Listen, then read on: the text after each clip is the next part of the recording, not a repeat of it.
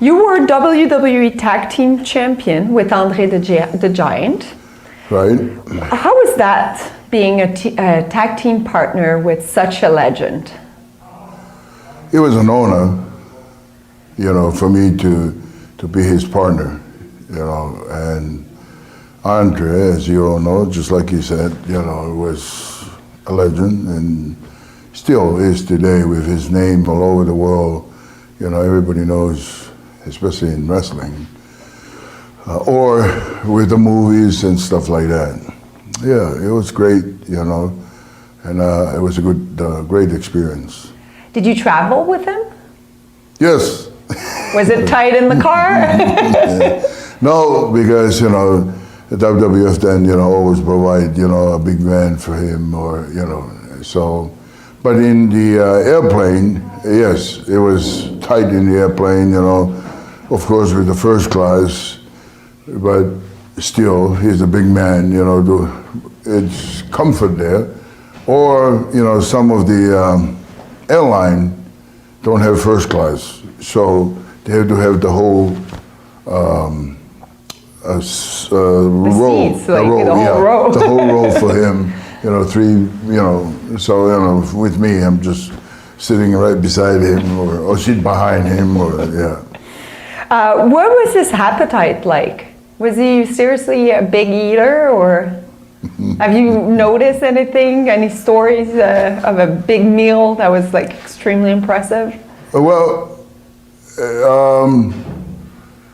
with him, he likes, at the time we were tagging up, he likes to eat and he likes to drink, so, I don't know if I should say it was European style anyway, yeah. Like your wine, like your, and of course after the meal, he always said, Tonga, we had to have the French connection, the French connection, he had that two liquor that, mixed together and we drink that after meal. But yes, not that, like everybody see how much he drink or eat, but he was eating every day and, of course, he eats. He eats a lot. Yeah. And drink a lot. Where did you first meet Andre the Giant? Because I understand you two were fairly close. The first time I ever met Andre the Giant was when I decided to get into professional wrestling. He came to Texas, and he was wrestling in San Antonio, and I had to referee his match. And I just, they didn't smarten me up. Even as a wrestler, they didn't smarten me up. And, I was scared to death of Andre, but we became close. Then when I went to Atlanta and he flew into Atlanta to do all the battle royals, he would do like 2 or 3 weeks of battle royals in Atlanta. Ole told me to go pick him up at the airport. And I had a little Granada, and I picked him up, and I picked David Von Erich, who was about 6'6", 6'7", and Andre was in the front seat, and my little Granada had bucket seats, and Andre gets in the car and he leans back and he breaks my seat, so I ended up having to trade my car in. But if Andre liked you, he liked you. If he didn't like you, I mean, you'd know. And he liked playing cards with me, and I enjoyed playing cards with him. We played gin rummy or we played cribbage, and you had to keep Andre entertained. Did you ever go out with him to eat or drink? Yes, I did. Yeah, but I didn't try to keep up with him. What was the most you ever saw him drink in a sitting? Because we've heard many stories over the years. Well, I didn't experience it, but I heard that he had 116 beers. But if you see him hold a beer, it looks like a shot glass, in his hands. I mean, his hands were like, they were like catcher's mitts, like a paw, and he was a big man, and he drank all the time. From what I understand later on, Arnold Skaaland in New York, I found out that the reason he was the reason he was drinking so much is because he was in so much pain. I didn't realize, what his body, the change of his body with the disease that he had was going through, but supposedly it was pretty painful. Would they allow him to drink in the dressing room in those days? Would it be no big deal if he wanted to do that? Yeah, Andre could do it, whatever he wanted to do. But the guy was a businessman. He always went in the ring. He was always there, and he always performed. Is it true that he really held something against Big John Studd?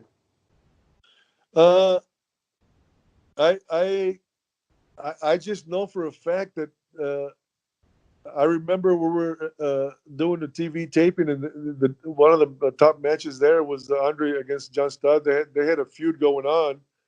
The Giants. I from what I understand, I heard rumors. I don't know if it's true or not, but he wasn't too happy when John Studd started going in the ring. Climbing the top rope. Because up until then, Andre was the only one who ever climbed over the top rope. But man, I remember Andre, having the finish and chasing John Studd, and John Studd would go through the locker room and he'd keep on running. He'd leave the building. He Andre wasn't anybody to mess with. I understand that it was Andre that got you your job in the WWE for your long run that you had there.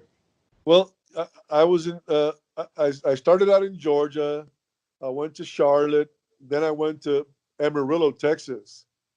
That's where I went to college, and they, Blackjack Mulligan and Dick Murdoch promised me they were going to give me a big push and make me an intercontinental star.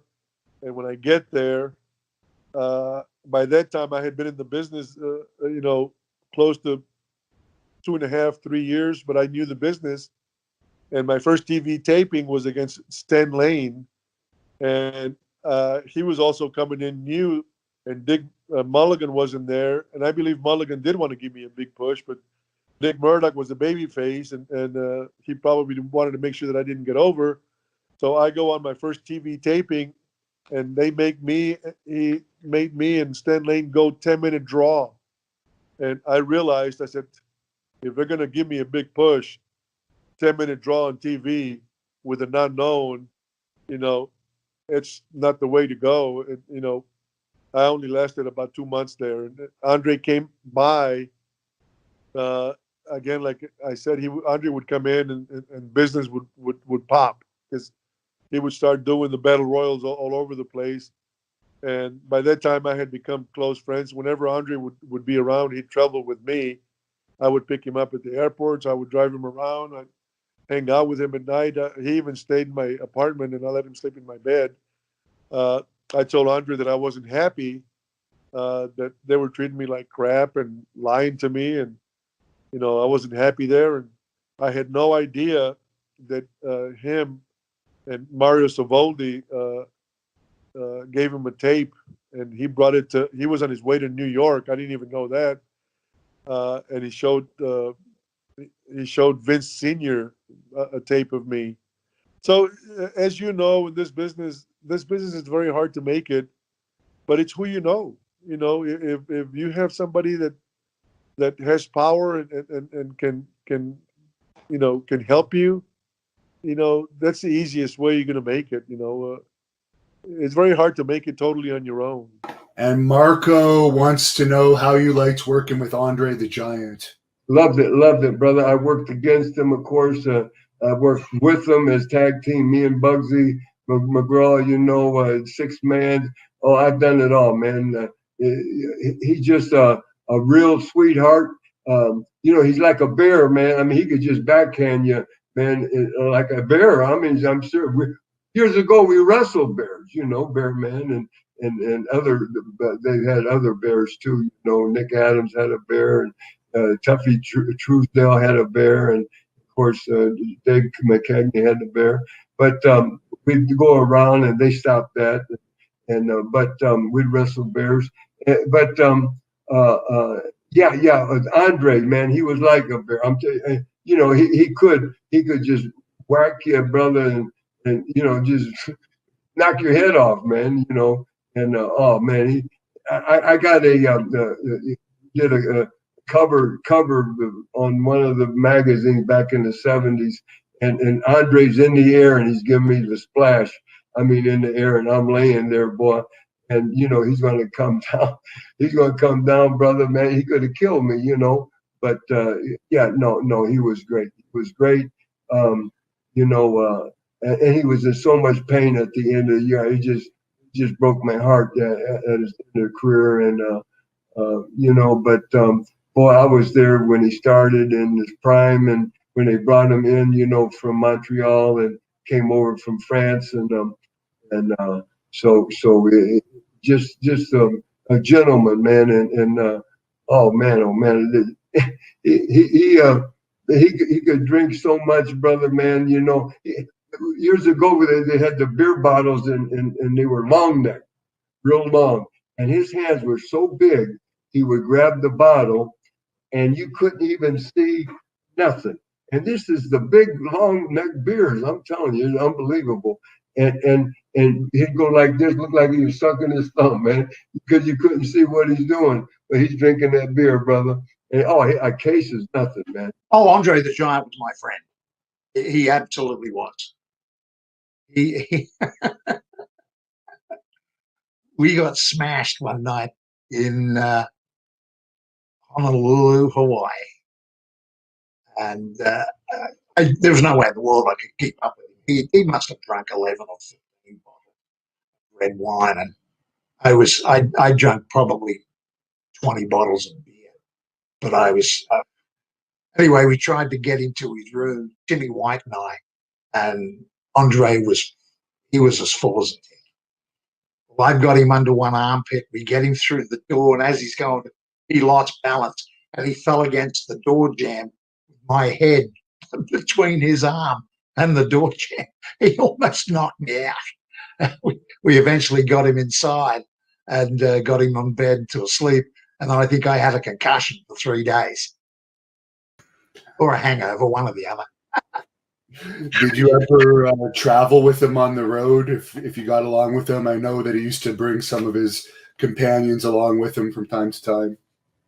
Oh, sure. I mean, you know, we would always end up in the same place as far as riding in a car with him or anything like that. No, that was reserved. Timmy White used to drive him, and he had a couple of his mates there, Frenchie and other chaps, and you know, he was always well taken care of. He had an entourage that he needed. You know, we went to Sydney for WrestleMania 3, and we were promoting WrestleMania 3, and we were staying at the Sheraton Wentworth,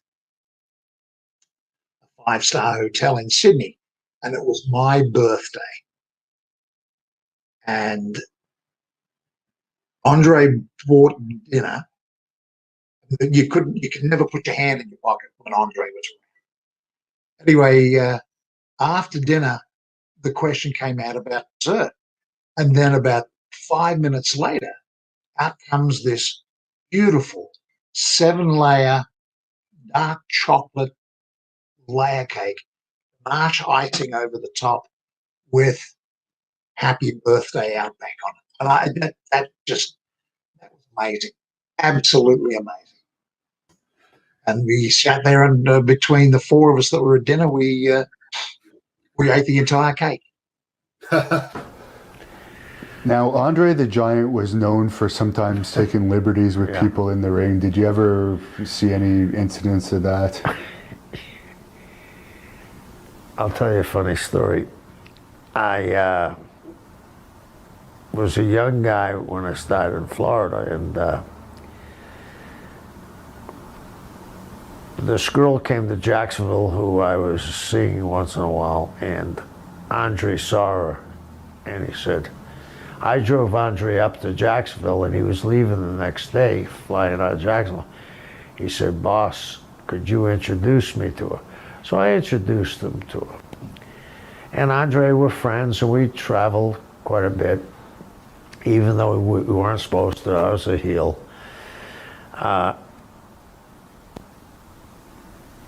John Studd was so afraid of Andre. He was working the territory at the time in Florida. And he'd be working with Andre, especially in Orlando, because that would be the first day Andre'd get in. It was a Sunday. He'd be drinking on the plane the whole way. He'd get a bottle of Crown Royal. And John was a very nice man, one of the nicest men you'd ever want to meet. And John would stand in the corner going, oh no, and squeeze his hands like this for about 40 minutes before he went out. And Andre would take advantage of him. But I don't know if this is an excuse or if I'm making an excuse for Andre. What he used to do, John, was step over the rope like Andre during this match. There was only one giant, and he would pound John pretty well. Interesting. I never heard that. I did hear that John was afraid of him, but I Yeah. wasn't sure exactly why. He was like that with Hogan too for a while, wasn't he? Who? The giant? Oh yeah, when they first went to New York and Hogan was a heel, yeah, he didn't make it easy. I think they became friends in Japan. How did you get along with Andre the Giant? Loved Andre. Yeah, Andre was the type of person that if he liked you, he loved you. If he didn't like you, run. Plain and simple. Andre, he liked me because I ate all the time. He got a kick out of it. He go, boss, you eat a lot. I like that. You know, I mean, just that's how Andre was. I still remember one time, this was 330 pounds too. And I always flew Northwest Airlines because I was based out of Minneapolis. And I had a gold card, so I could go first class everywhere I wanted. So I'm sitting in first class. I'm tired, for the night before. I had got up, got a big breakfast. So I didn't want any food on the plane, because it's a short trip. And there's like one seat left up in first class.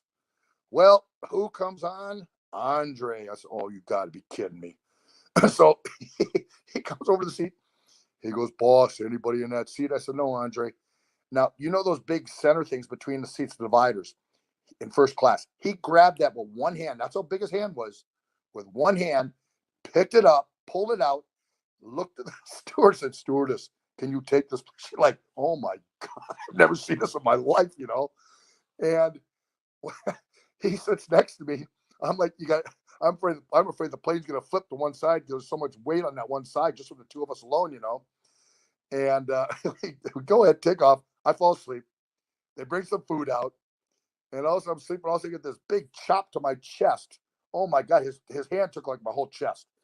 And he goes, boss, you want your food? I said, Andre, you can take whatever you want because I can't breathe right now. I mean, he chopped me so hard, man. It was crazy and that stuff, But that's how Andre was in that stuff. Like you say, if he liked you, he loved you. If he didn't, run. Now, Macho Man was another guy that people seem to either have good or bad experiences with. I'm sure you may have wrestled him here and there. How was your experience? Andre, I had no, like I said, I never had an issue with Andre. I remember one time, I think it was Orlando, Florida, Royal Rumble, and Andre was gonna be the one to throw me out. And I said, lovely. Now, of course, back then I was young, so I was out all the time, and that's why I was out the entire night. We were in Atlanta the night before. Well, good old me's got to go out the entire night because I want to have fun. Not thinking about that, I got early flights. I just went out, came back to the room, grabbed my bags, went right to the goddamn plane. I slept my little bit on the plane, which was maybe an hour ride going down to Orlando. Got down there, had to go to the building. And all of a sudden they tell me, well, Andre's going to throw you out. I said, oh boy. Well, Andre came over and grabbed me. Oh, he threw me out all right. He gave me like a hip toss that I went over the top rope. I couldn't even grab the top rope to slow myself down. I had to do a flip in the entire air at 330 pounds and land on the concrete down below. Thank God I was able to land partially on my feet because I would have been dead any other way. I mean, he threw me so high. I didn't expect that. He was just so powerful. He just tossed me like I was a little kid. I'm going to have to go back and watch that. Oh, yeah, you'll see him. He just, boom, and it's like, oh, wow. I said, wow, I'm 230 pounds. He's tossing like I'm a kid. But you brought up Andre the Giant earlier. You must have a story or two about the legendary Andre the Giant, who could drink more than any other human being I've ever heard of. Well, first of all, we didn't like him at first. We were wrestling in Tennessee, and we went to see Mr. Perfect and a couple of our other buddies that were wrestling for WWF at the time, and he was in the back. And when we went back, we said we're going to see Mr. Perfect, and and he said, "Get out." And we said, "Oh, well, we're here to see Mr. Perfect. He's in front of." I said, "Get out." And on the third one, he pushed the table out of the way, stood up. He said, "I just said get out." Me and Sag never ran so fast in our lives to get out of the damn building. So then, ever since then, I really, disliked him. And then even when we were in WWF at the end of his run, he was overseas with us. And I went the first night and partied with me, Undertaker, and Piper took us to this Spanish wedding inside the hotel. Well, I missed the plane and I missed everything. They left without me, so I had to buy my own plane ticket, flew to Brussels, got my own cab fare, got in the back, thought I was late. I got in there and the guys weren't even near you because Vince would never fly to that one town. He'd fly somewhere safer because there was only one flight to fly there, and if you would miss that one, that would screw up the show. So them guys weren't even there yet. So here they come, everybody come in, and I'm sitting with my feet on the table, and I'm here, and Sag goes, "Oh my God, Nant's here." And I think Andre saw that as this young kid. He went out, did his thing, but he's there the next day to perform and do his thing, ready to go, and a lot of respect there. So that night he called me over, and we called him boss. He said, "You, come here." And I said, "Yes, boss, what's up?" "You sit down by me tonight." I said, "Yes, boss, whatever you want." He goes, "Tonight you drink with me." I said, "Okay, boss, thank you. Yes, definitely." So he gets ordered 2 beers. You toast him up to me. He goes, "The name of this tour is Don't Be a Knob." Oh! So I laughed, and ever since then we became good friends. I met his family in Paris and everything like that, and became good friends of his. And what a good guy he is, There is a fan on here. You already talked about Andre a bit, but he wants to know, what was your impressions of Andre when you saw him for the first time? Well, the first time when I saw Andre as a wrestling fan, not as a wrestler, but he came to our little Spartanburg Memorial Auditorium, and and when he came in the door, all you could see was this big shadow. And this back in the day when he had that gigantic bush. I don't know. I guess you call it a bush. That big hairdo thing. He was gigantic, and I saw him come through. You could see him come through the doorway, and he just like covered the whole entranceway, and it's like, oh my God. And then when he came to the ring, I was like second row, ringside or whatever. And you could basically, the way the ring was, you could see the feet right in front of your face. And his foot was like, like gigantic foot, and his just the whole body was just so gigantic. I was just like taken aback at how huge this man was when you seen him in person. You see him on TV, he was like, yeah, he looks big, but then when you seen him in person, it was like a whole nother thing. That man was like truly a true giant. I mean, I felt when I was in the ring against him, I felt like I was a small little kid, and I was, 6'8", 400 pounds, and I felt like I was a small child wrestling against him. But man, it was wow, it was something to see, that's for sure. Did you ever eat with him? Because you seem like you could probably keep up with him if anyone could at the table. You know what? I didn't know. I never really knew Andre to be that big a eater. I mean, he drank quite a bit, but eating wise, the only time I remember, like I said, we didn't travel with him or hang out with him, after the shows or nothing. But I mean, I just remember one time in the dressing room, he had his little wine vat they'd set up for him, and he'd ordered, 8 fillet of fish. I mean, I don't know if that's a lot, 8 of them, but they brought that in. But the darn thing looked like a little biscuit in his hand when he went to eat them. So then when we went to France, we went to France on the WWF tour, and he took us all out to eat and stuff. And knowing I don't drink, I'm not a drinker, and he, oh, boss, you got to drink beer with us. And so he bought a beer, but the beer was in a mug about the, gigantic mug like this, you have to drink beer. And then he, made us eat snails, it's not something I grew up eating. I grew up, eating cornbread and, stuff like that. I didn't grow up eating snails, but it's Andre the Giant. He's paying the bill, so I gave it a try. I about threw up all over the place, but, got to hang out with Andre the Giant. What the heck? But Andre, I do, and this is one that when I tell people, I actually was just telling someone this the other day. It's to me, I couldn't believe it, and I love both these guys, but I couldn't believe how ego would get in people's way so bad. We're in a spot, Andre would come in, he's a novelty, and so especially over there in Louisiana, they put him in these spot shows because these people, unless they get a ticket to go see him, they're never going to see him the rest of their life. And so it sells out. It packs the place, The Giant's going to be there. So we go and we're in a 6-man tag. It was me, Dick Murdoch, and Orton Jr. against Junkyard Dog, Paul Orndorff, and Andre in a 6-man in a spot show. It should be like a cakewalk. We got a night off, but no, we go. And so we go out there and we do the spots. We get the bay faces over, and then okay, it's time to get heat on someone. Now think about this: who would you pick? You pick, are you going to be Orndorff or Junkyard Dog or Andre? And so, I figured Paul because they're really pushing the shit out of Junkyard Dog. He's a key player here in the territory, right? He's a franchise guy, and so I said, well, I try to stop Paul. I nail Paul. He nails me back. I said, sell him. I hit him. I suplex. He jumps up, suplexes me. I shoot him over the top. Go throw him in the post. He picks me up, throws me. I go, fuck. I go tag Dog. So try Dog, right? Can't get Dog to sell. Finally, this is no kidding. Andre got so pissed because he was a good worker. Psychology was. He goes, tag me in, just like you hear him scream in the corner. They tagged him in, and I'm in the ring. He grabs me.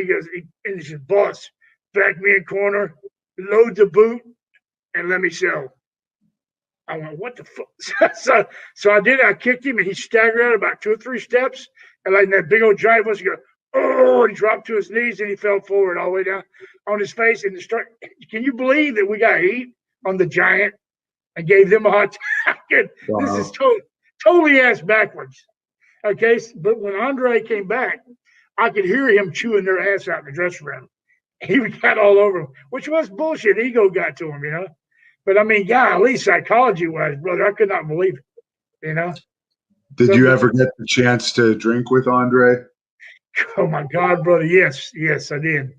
A lot of times, it was one particular time. When he would fly into a place, if he liked you, like he knew me and Murdoch, and he'd go, "I want Lenny to drive me," because he knew I had a Lincoln or whatever. But not only that, he wanted you to. If he had to, he'd rent the car. He wanted you to drive him because you drinking partners. So Andre, me and Murdoch had been out drinking for the last 2 nights, and I was just hung over when Jackson, Mississippi, and that's where Andre flies in to start his 2 weeks. And I'm hung over as hell. And so I come out, and Andre's on the face side, and there's like a big open roll-up door between us where the fans are. So he, back then it's kayfabe, and he looks at me like this. He steps back. He goes, "Boss, tonight, me and you," and he goes like this, right? And I'm waiting. I'm stretching out and fixing to ring the bell because I'm in the semi against Dog, and I'm like, oh my God, he's stiff as shit. I got a hangover, and he wants to go drinking again tonight. And I go, oh, I said, okay, boss, no problem. I came back. I took my shower and hauled ass back to Baton Rouge, and I went over to Black Bart's. He had a trailer rented across the thing here in Baton Rouge, and I didn't even go to my own apartment. Andre found me, brother. He found me. I wish I never would have done that. He made me drink.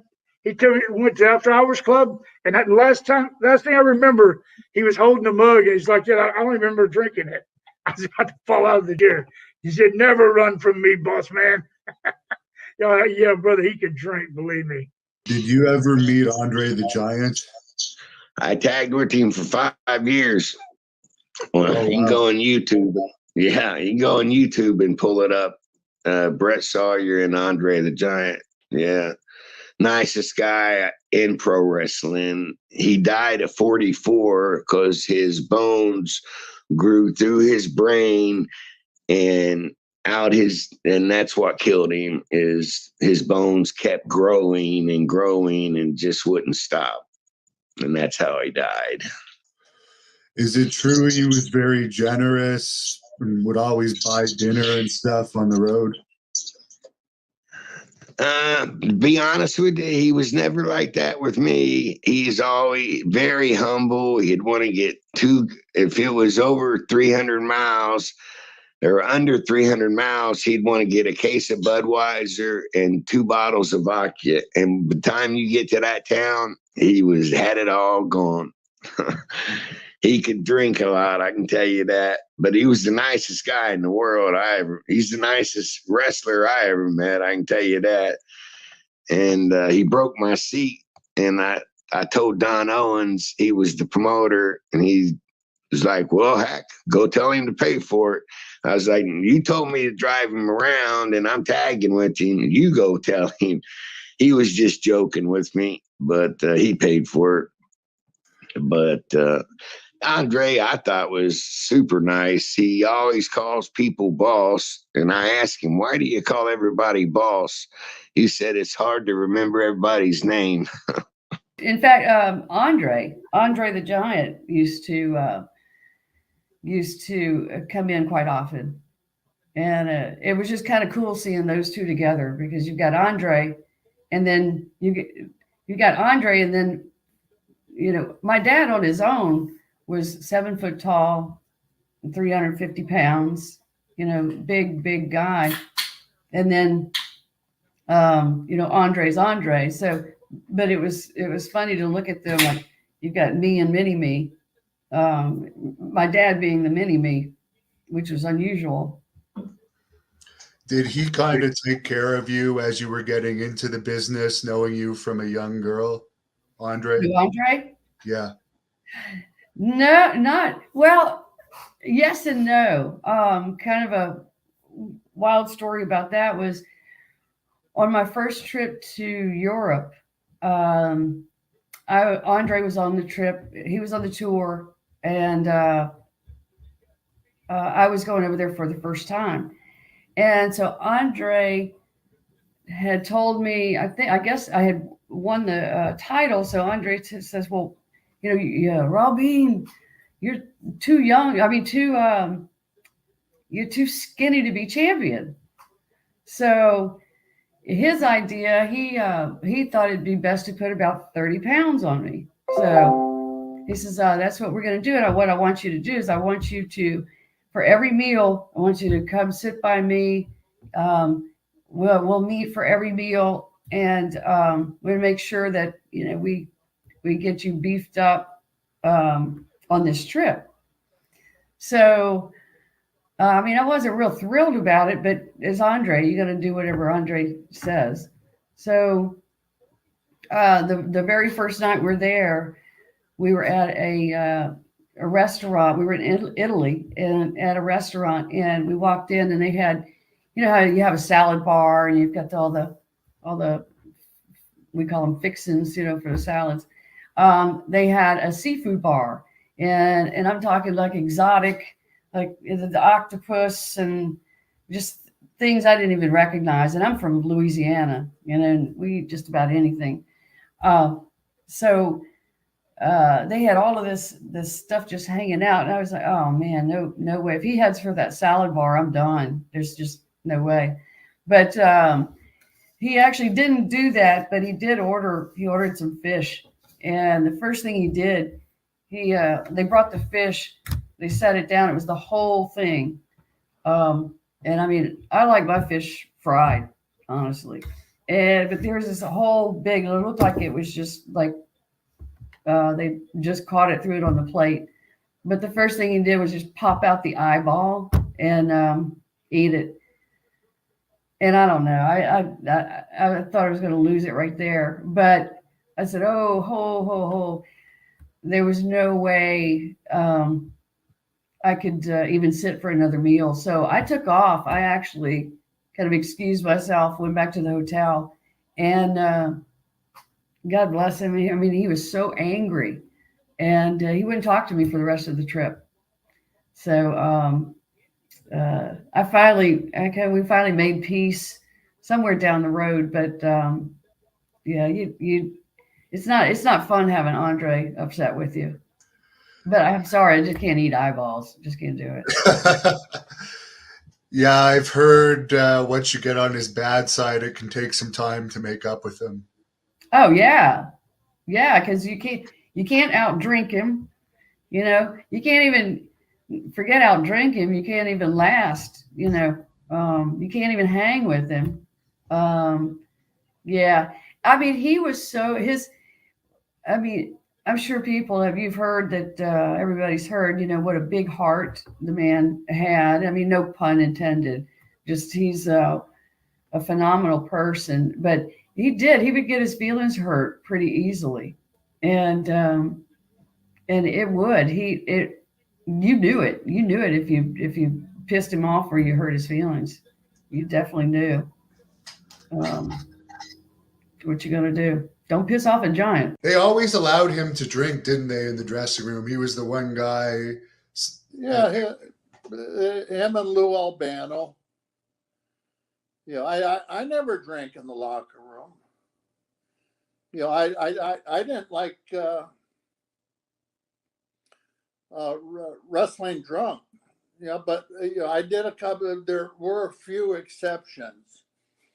We were in Las Vegas, and we're supposed to wrestle at the Thomas Mack Center over at UNLV. So we got in about 8:30, 9 in the morning. And so everybody's starving. So we go in the I don't know if casinos have them anymore, but the like lounge bars. And what I mean by that, they're right in the lobby, right in the fucking lobby. And so before you go anywhere, you could get a drink right there in the lobby. But of course, you know, they have tables and they had a big bar. And so we're Caesar's Palace, and they had just redid the lounge bar. It was beautiful. And we were all thirsty. I think there were 7 or 8 of us. So we go in there, we all, you know, take a seat and everything. And we, everybody orders whatever they wanted, you know, whether it be a hard liquor or a beer or whatever. So anyway, Captain America, Dick Murdoch, Dirty Dick Murdoch, the merciless bastard, he says, let's have a drinking contest. There's a fucking 9 o'clock in the morning. And I said, Dick, I said, are you serious? He says, I think I can drink more beer than Andre can. I think that's my, just turn that off. Put that fucking phone in a goddamn drawer or something. But anyway, Murdoch, yeah, we're all sitting down, relaxing. I bet and Andre's at one end of the circle there. So Murdoch stands up. Andre, I bet I can drink more beer in an hour than you can. And Andre looks at him. And Murdoch, I don't know what the hell was wrong with him. He must have had a bunch of bennies in him or something. And so I says, well, I'll get in on this action. And then Dino Bravo did the same, Lou Albano. Frank Valois, Andre's manager. He was 60 years old at the time, and he was about 340 pounds, a big guy. But, he's like 60 years old, so I didn't expect him to get in on the action, but he did. So anyway, to make a long story short, because this is a long story, started at 9 in the morning, and we didn't have our last beer till 7:30 at night, and the matches started at 8. And so it's quite obvious we weren't at the arena yet. We were about 15 minutes away. So who in the fuck is calling? God damn. Is it your wife? Are you still married? No, I'm shit. I haven't been married for, God. Well, I had 3 wives. I remember that. And then 1988. So that's what, 34 years ago? Christ, 34 years ago was the last time I was married. But anyway, so we start drinking. And then the manager of the special events, he controlled the boxing matches and the car races, whatever kind of special event that Caesar's Palace did, this guy handled everything. He was a young guy. He was like 30 years old, big wrestling fan. So he comes in the bar. He said, "What's going on in here?" I said, "Dick Murdoch challenged Andre the Giant to a beer drinking contest, and that we're right in the middle of it." "Oh, really?" And I said, "Yeah." I said, "I think this is the main event situation. I think Caesar's Palace ought to pay for the beer." He says, "I think so too." So he has the bartender get a bunch of these little plastic containers that people put their coins in when they're playing slot machines. I don't even know if they have those anymore. I mean, they still have slot machines, but everything's computerized now. So anyway, the bartender had these 7 or 8 little buckets behind the bar. Every time we order beer, he'd pop a bottle cap off and throw it in. What? That fucking phone? Is that my phone? What?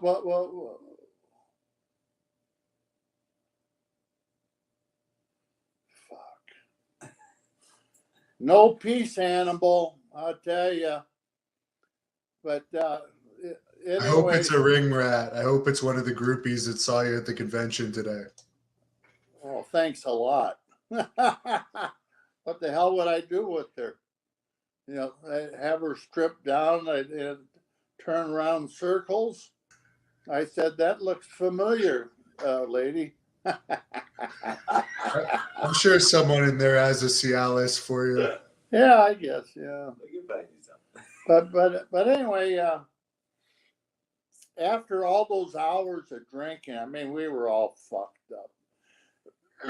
And Andre drank 117 beers. His manager, Frank Valois,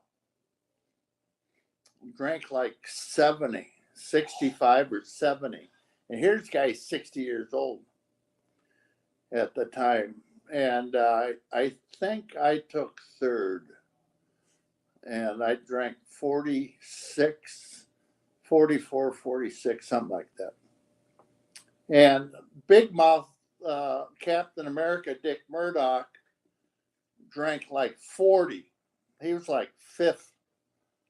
And Lou Albano dropped out and went to vodka.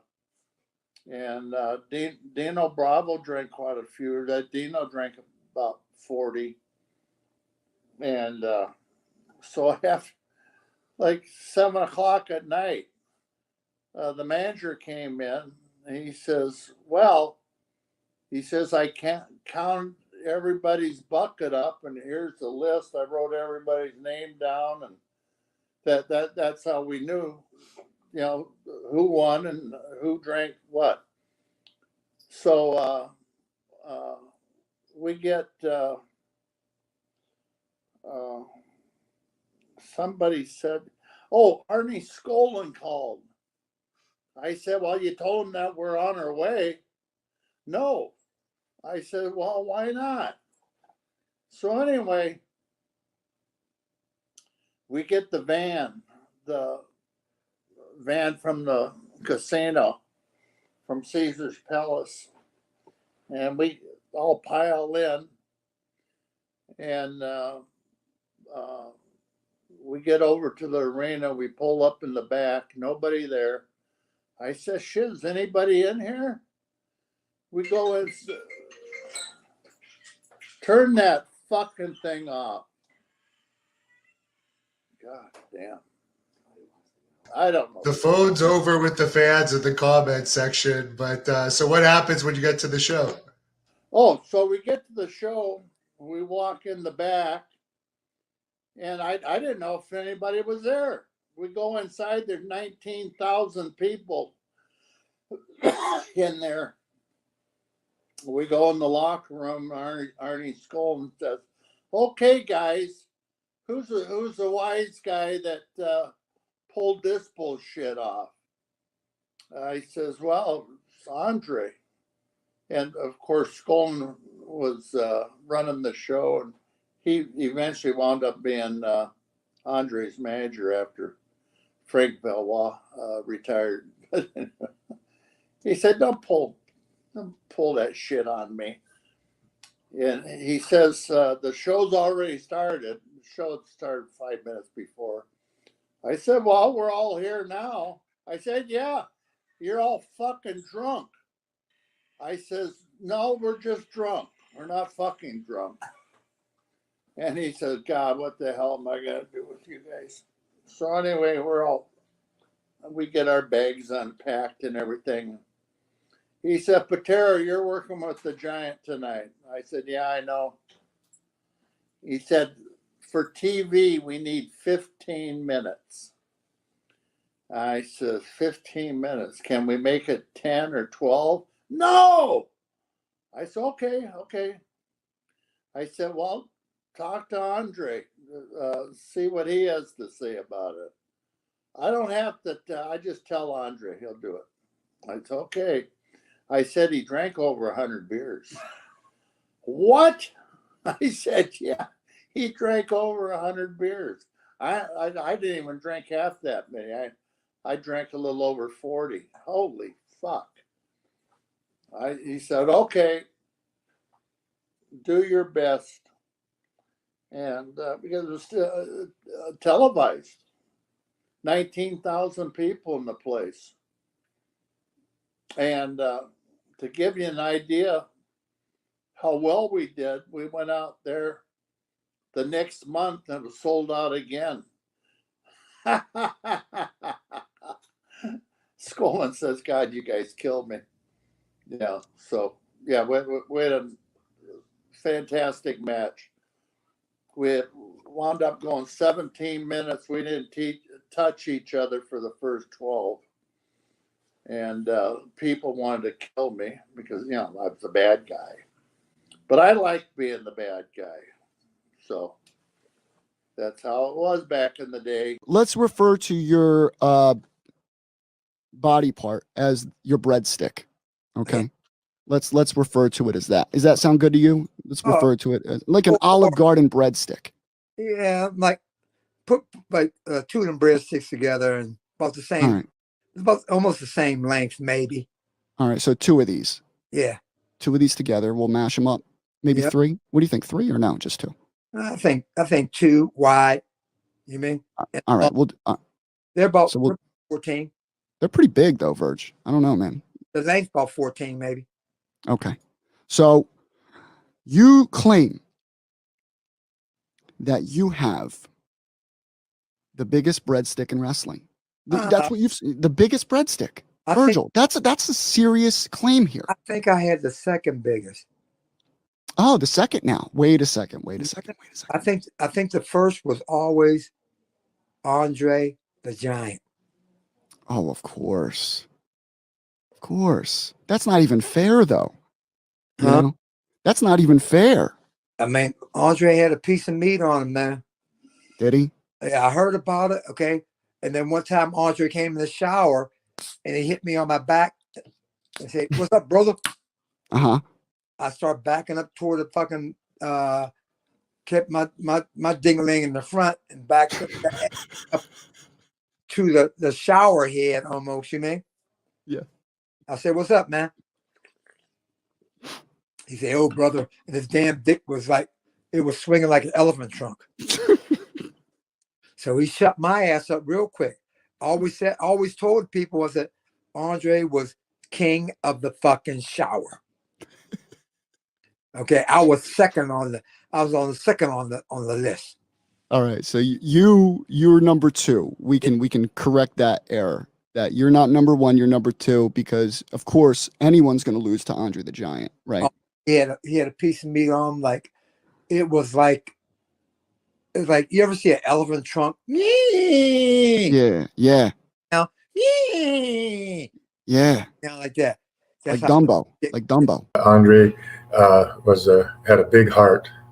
He was a wonderful person to know, and if he liked you, and if he didn't like you, if he liked you, you were not going to be in trouble. But if he did something that you didn't like in his life, he would quiet you down and throw you around and keep doing that to set a message to you. There's a fan on here that would like to know if you have any stories about Andre the Giant. Oh my God, Andre the Giant was a big man, and I remember that I was with him in Hawaii one time, and we wrestled in Japan, and on the way back we stopped in Hawaii, and we got into a cab, and this Japanese driver was saying, no, flat tire, because when Andre got in the front seat, he says, "Just drive." But Andre was, I mean, everybody knows that Andre liked his liquor, and I mean, you'd see Andre pretty much. You'd think that he had way too much to drink, but by the time he got to the ring, and he'd be laying, you'd think that he'd be passed out. And as soon as they said, "Andre, you're next," he'd get up and like nothing happened. He'd go in there and have a great match. I mean, he was to me the best big worker in our business. He had great ring psychology, and he could work with little guys, and he could work with the big guys, and he could carry a match. How was working with Andre the Giant? Andre was great, and of course, that was, we call it the rub in the business. Like when you see a new guy and you see he's got potential, you put him with somebody that's going to help elevate his status, to the next notch. And, Vince wanted to get the $1 Million Man character over in a big way, and he couldn't have gotten it over in any bigger way than by putting me with Andre the Giant. And, Andre didn't do a lot of fancy stuff, but Andre's understanding of the psychology of wrestling is as much as anybody's. And, he was fun. I had a great time with the guy. Of course, when I was wrestling and we were tagging, I was the guy that was in the ring taking all the bumps, and taking the beating. And he was the guy, Andre didn't, he didn't have to ever sell too much. I did all the selling. And Andre was known for always picking up the tab. Would he let you pick up the tab knowing that it was on Vince's bill? No, he and that's true about him. he would never let you pick up, he just wouldn't, and I would try, and I'd say, Andre, I said, but, Vince gave me this money and said, spend it, and he says, when you spend it, he just get the receipts and bring the receipts to me and I'm going to replenish it. And he says, no, boss, when you drink with me, you don't pay. So, but you do pay. You pay with a hangover the next day. Yeah, I don't know how you guys did it. he couldn't fit in the airplane bathrooms. But Andre was the same way. But Andre used to take, when he went to Japan, he'd take laxatives and clean himself out before he got on the plane. God, it sounds like a medical conference here. Well, speaking of Andre, last night I interviewed Ken Batira as my chauffeur comes back here. But Ken had some pretty funny stories about Andre the Giant and going to the bathroom and stuff. But do you have any funny stories you could share with us about the Giants? Because Ken was telling us he actually has a funny side to him that a lot of people don't know about. Yeah, Andre. I met Andre in New Zealand just before I came here, and he could barely speak English. And I told him, I said, "Well, I'm going to the United States, and I'm going in March, so maybe I will see you there." Oh, yes, but yes, And then I think it was late 1973. I walked into television in New York. Well, in Philadelphia, that's where we done our TV, and Andre was there. Excuse me. And he got up, came over, he said, "Hello, Tony." He remembered my name. I said, "Andre, how are you?" Good. So I said, "How long are you in for?" They were in for, I think, 2 or 3 weeks or something. I said, "Oh, who are you riding with?" He said, "Oh, I don't know." He was there with his manager, Frank Valois. So I said, "Well, ride with me." I had a big LTD, and one trip we left from New Haven, Connecticut, and drove down to Philadelphia, done the show in Philadelphia, and then we crossed the Walt Whitman Bridge into New Jersey, and I knew where I could buy beer. So I said, "Well, we got about 160 miles to go, so a case and a half will be good." So bought a case and a half of beer. We got to the end of the Jersey Turnpike, and it was gone. So before I got on the George Washington Bridge in Fort Lee, I knew where there was a bar there. So I pulled up there, and I got another 3 6-packs. I said, that should do it. Because Andre's drinking most of it. And before we got to the Connecticut border, the 18 were gone between him and his manager. Yeah, Ken was saying that the manager weighed about 300 pounds and could put back almost as much beer as most of the wrestlers, if not more. Yeah, Frank Valois. But Andre was, he had a good sense of humor, and we were the same age, so that's what I have in common with Andre. I think he's 4 months older than me. He was 4 months older than me. How was he to work with in the ring and to work with as an agent? Oh, he was good.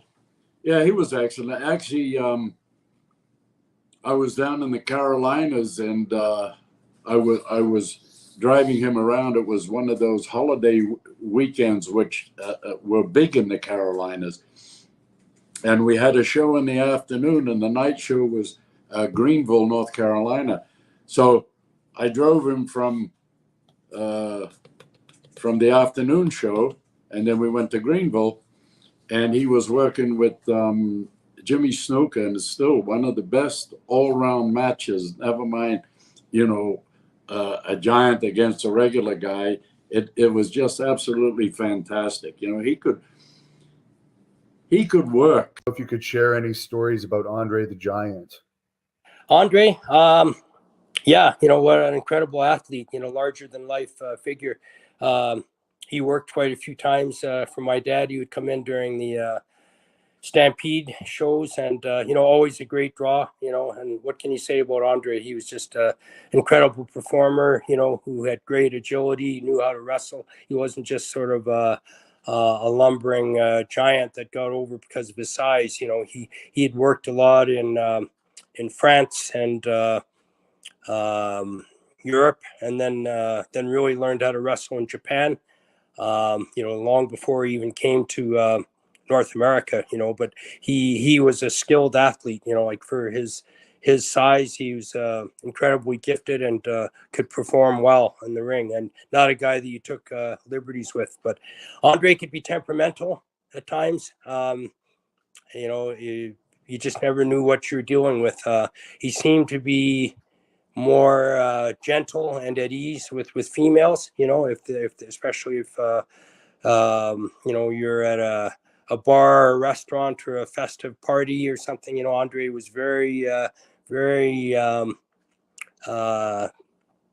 very much at ease, in a party-like atmosphere, and he would buy rounds and rounds of drinks and champagne, for everybody. In that sense, he was very generous, but other times, he could be very moody and standoffish. I think he's very self-conscious about being someone that was unique and not being looked at as a freak, or someone that was different from others. So at times he wasn't very approachable about making public appearances or signing autographs. He could be very distant in that sense. And I remember one story, and it was just, to me, kind of a unfortunate thing. He was wrestling at one of the first WWF shows here, I think in 1984. I think it was after Stampede had closed, and Andre had been working in the main event, I think, against Kamala. And it was the end of the show, and I think he just wanted to get back to his hotel. There were, some fan had gotten his son, all the way into the back area of the dressing rooms. I don't know how he got through security, but he brought his son, into the waiting area there, close to where the dressing rooms were, and it asked me if I could get an autograph of Andre the Giant for his son, and I said, I don't know if I can or not, because I knew Andre could be pretty standoffish, and if he was in a hurry just to get back to his hotel or get to the bar to join his friends, but I remember approaching Andre, said, there's a fan here, and he wanted to know if you would sign his autograph for his son. And Andre just kind of nodded like no, and walked right past the fan, and the guy saw that too. And I just felt kind of embarrassed. I thought, it wasn't like there was 50 people there, and if you had to sign one autograph, you'd have to sign them all. It was just one father there with his kid, who had waited and stuck around to the end of the show after all the fans had left, and Andre had even just stopped and signed it. It might have taken 10 seconds of his time, but that's the way he was. At times he could be very sociable, and if he had some friends around him, and he could be drinking beers or throwing wines back, and he could drink so much, it was incredible. He could drink a dozen beers in 30 minutes on a road trip, where half an hour into a plane taking off. There's Andre could just drink, and I think he could be very merry and sociable at times, but at other times he could be pretty moody and standoffish, and not the easiest guy to negotiate with. So for my dad, it was hard to get Andre to appear at some of our functions, for the Stampede, like the grandstand show or the parade. He really didn't want to be a part of that. He just wanted time to himself, but he didn't realize those things were helping us draw fans to the show, and get some PR and media attention. And Andre quite often would limit his availability for those things. So that was sometimes frustrating for my dad, and I think a lot of promoters that dealt with him. But an incredible athlete and a great performer, no doubt. Someone wants to know what Andre the Giant was like backstage, and how did you react after finding out he passed away? Andre the Giant passed away, I believe it was 1993. It was the same year my father passed away. My dad was, even though diabetes, I was blind, but had raised me. He wasn't my biological father, but he made what he was. He was everything to me. Didn't matter if he was my brother or not. He raised me, and he went through hell on earth. He's a master welder. And, he went blind. I stayed there with him. I had to. He had nobody, and me and him were just super close. And Andre done a remarkable thing for my dad. They're similar to Stan Stasiak and Rip Oliver. When he was in Portland, he wrestled on Saturday night. And I believe it was doing a triple tag match with Andre, Playboy Buddy Rose, and myself against, I think, Rip Oliver and the Clan. And after the match, my dad was there, and he got to meet Andre, and Andre really liked my dad. And I asked if he would like to go to dinner. He went with my dad and I. I'll never forget that. I always got on good with Andre, and he was always self-conscious of how big he was, because everybody always stared at him. You can imagine that. Everybody constantly staring at you. But that was the experience I had with Andre. He was big, but his heart was just big. You knew Andre the Giant pretty well. Did you see his recent HBO documentary? I just caught about the last 20 minutes of it, and I was glued to it, and I'm waiting to see. I'm sure it's going to run again, and want to see the whole thing. And I had the pleasure of being around Andre. When I was in different locations, I used to drive one of those extended Dodge vans with the side doors, and I had the whole interior customized with carpeting, and they only had 2 captain's chairs in the front. There was carpet all the way to the back, and there was a chair in the back, and Andre could get through the side doors and lay out completely on the floor and sleep, and he used to love to travel with me, and he was there only been one Andre. I did see a match with you and Kamala where Andre came out at the end of it, and the crowd went absolutely nuts, because I guess that was a more rare thing back then. Now if someone comes out during a match, you barely hear a peep, but I saw all the fans on their feet and everything. Yeah. What was it like working with Andre? It was, I'm a little upset about that video on YouTube, because they cut it off, because at the end he actually walked me back to the dressing room, and you could just see how enormous the guy was. We walked side by side back to the dressing room. Andre liked me. He thought I worked hard in the ring, and I listened to my second dad, Strongbow, and I kept my mouth shut. So I wasn't a guy that was constantly talking in the dressing room and everything, and Andre recognized that. So, I abided by the rules of the business. I got a buddy, Lou. He knows nothing about the wrestling business, so he texts me. I found this hilarious. I don't know if anybody else will. But he goes, "Hey, Mark." I go, "Yeah." He goes, "I watched this match with Kamal and Andre came out." I go, "Yeah." He goes, "And then I watched this match with Bad News Brown, and Andre came out again, shook your hand, because before my match with Bad News Brown, Andre had been away making The Princess Bride. So that was his first appearance back to the WWF after he was done with the movie. So before I worked with Bad News Brown, they brought him out.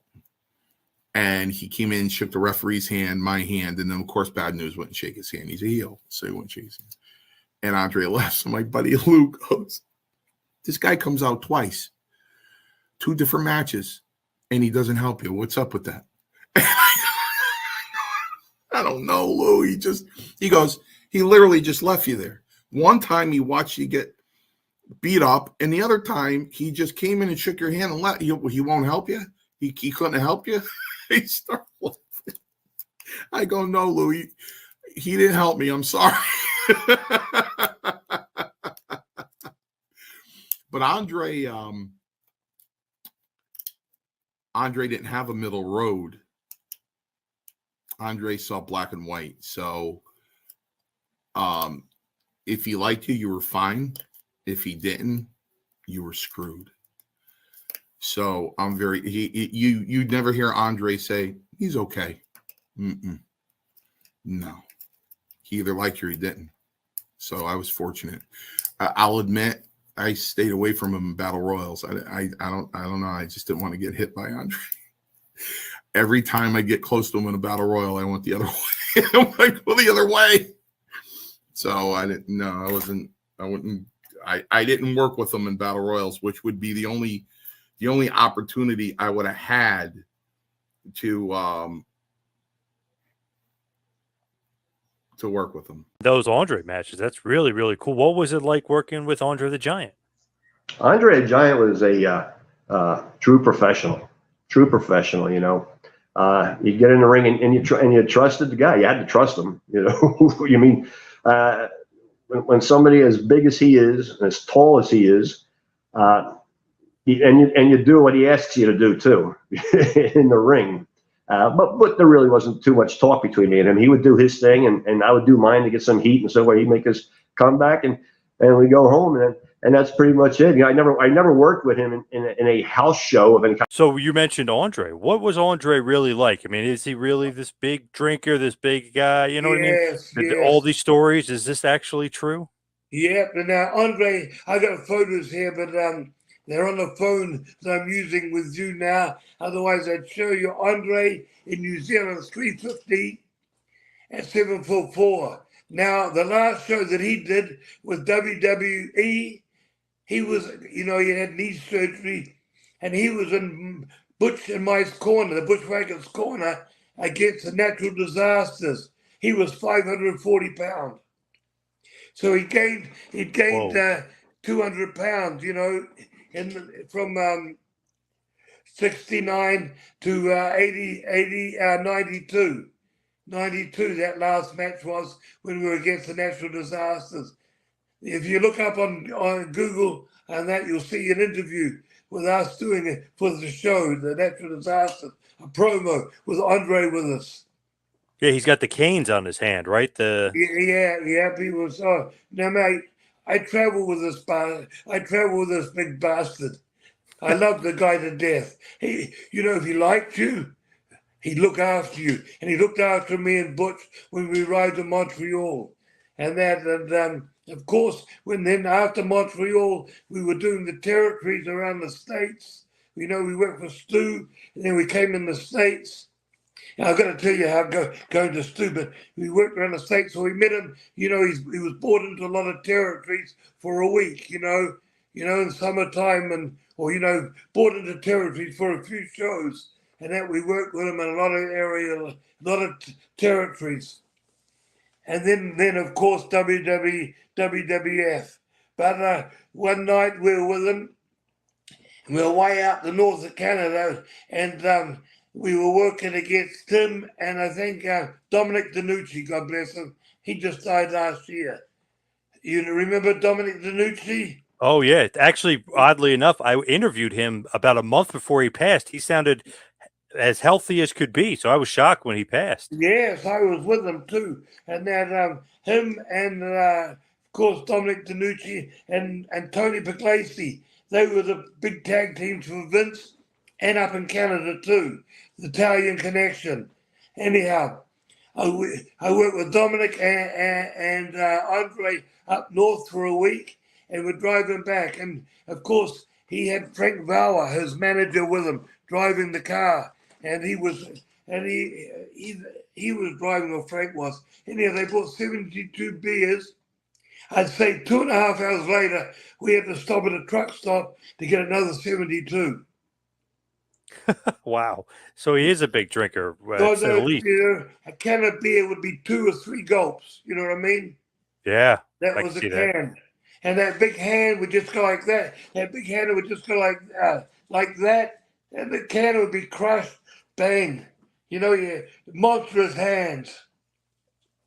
Would he get drunk? No. Would he get drunk though, or no? No. No, he get married, joke and all that sort of stuff. But he always walked. He never walked straight. I never saw that big bugger get drunk.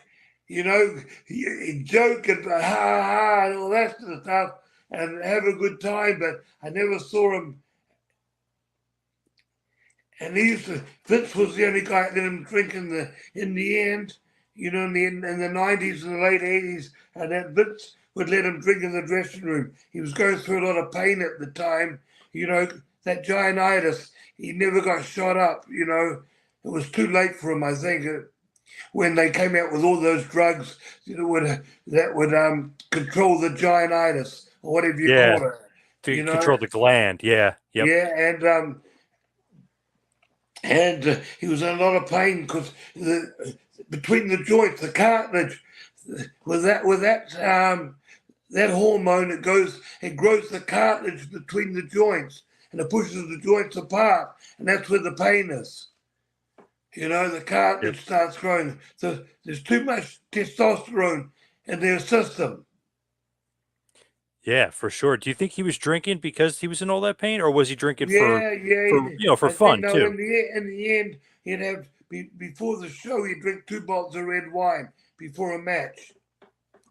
Yeah, that was to ease the pain and get his mind away from the pain. Of course, you know that pain. You know, it's the same as people, the bodybuilders that take HGH. You see their forehead come out. Arnold, for one. You know, Arnold, the bodybuilder. And there's a lot of them. You look at them, and the jaw comes out, and that's because the cartilage is in their head. It forces those bone structures apart.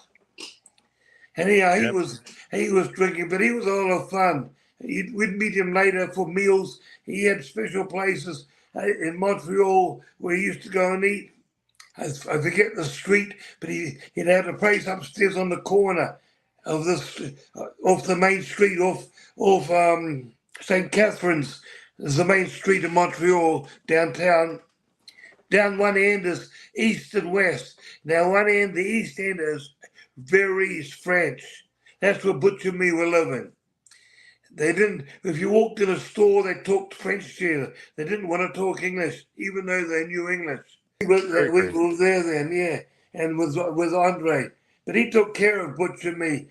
The very infamous angle where yourself and John Studd cut the hair of Andre the Giant, and what that was like, given his reputation for being somewhat ornery if he didn't like you. I was real good friends with Andre. Andre, we went out to eat all the time. When we were in Japan together, he wouldn't let me buy a meal, and we were out every night. You know, oh yeah, I was good friends with Andre. And in the beginning, he liked John Studd, but then John started acting like a fucking giant. You know, he got on that growth hormone and grew 3.5 inches. That's when he was in his mid-30s. I didn't know anybody could grow in their mid-30s, you know, maybe in their early 20s. He took so much growth hormone. Well, he killed himself. And I told him, I said, you stay on that growth hormone and all those steroids you've been on for the past 5 or 6 years, you're going to wind up dead.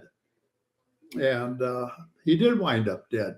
And it's a great story in your book, and it's kind of an infamous story with you, is Andre the Giant was a bit racist towards you, and apparently you pulled a gun on him, and after that, he basically had respect for you. What is the truth behind that story? Okay, now, yeah, I didn't pull the gun, but I had the gun. And matter of fact, I'm looking at the gun right now, 357 Magnum. But here's the thing. The first time I ever wrestled Andre the Giant was in Oklahoma City in 1982 for Mid-South Sport. So I had never wrestled him before. And Andre, in the ring, it was a spot. See, they were spinning the finishes and the spots back and forth by the referee. And I might have did get a spot mixed up. And Andre threw me up often, and he called me a dumb SOB. And he jumped up. When he come up, that's when I beat the hell out of him. Right there in the ring. And I mean, that was for real. And after that next night, we were wrestling each other in Baton Rouge, Louisiana. So anyway, I had this 357 Magnum. I put it in my pocket. And I went over there to Andre the Giant in his dressing room. I stuck my finger on his nose. And he threw up both hands. And now, he didn't see a gun. He just threw up his hand till I saw her with that big smile on his face. I saw her, boss. I saw her. I didn't mean to say that or do that. I saw her. And I can't say what I want to say that I told him, you know, on the radio like this. But after that, Andre and I had good matches everywhere we went, and we went all over. I never had another problem out of Andre. You basically, you know, you made him respect you, and after that, obviously, he's going to be very nice to you, especially with that 357.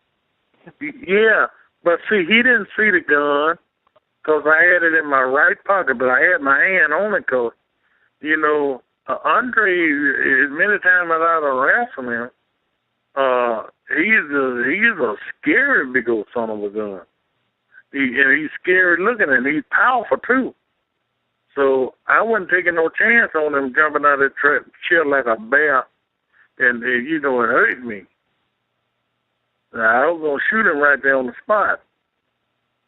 So anyway, cause Andre, I know he's strong because when you lock up with him, it just like locking up with a bear, a wild animal. So because I wrestled a bear before, and I know his strength. So anyway, that's my story. I love Montreal, although I didn't go there very often, but I did wrestle Andre the Giant there at the Forum. We had almost 20,000 people slammed into that place. Yeah, I'll tell you a funny story. Andre and I were wrestling, you know, doing all kinds of stuff. All of a sudden he said, "Slam me, slam me." I said, "Are you sure?" "Yeah." I picked him up, gave him a body slam right in the middle of the ring. You could hear a pin drop. Complete silence. I said, "Oh, fuck. We're going to have a riot here."